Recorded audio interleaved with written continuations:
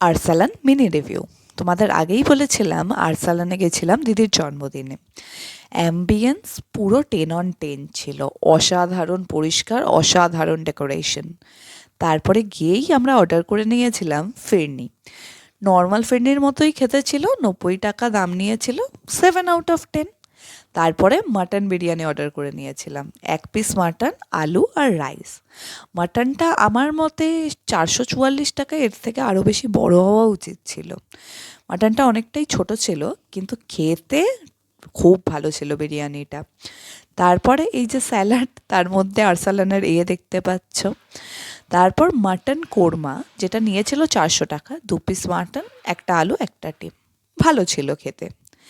আর শেষে যেটা আমার সবচেয়ে বেশি তোমাদেরকে রেকমেন্ড করার ইচ্ছা, সেটা হলো মাটন মশালা। এই বোনলেস মাটন মশালা 4 পিসের দাম নিয়েছিল 460। আমি 10/10 দিচ্ছি, মানে অসম্ভব সুন্দর খেতে। এটা মাস্ট রেকমেন্ড। আর তন্দুরি রুটি যেমন খেতে হয় তেমনই খেতে ছিল।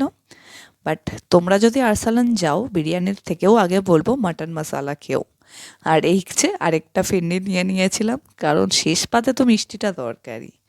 এই হলো আরসালানের ছোট্ট একটা রিভিউ।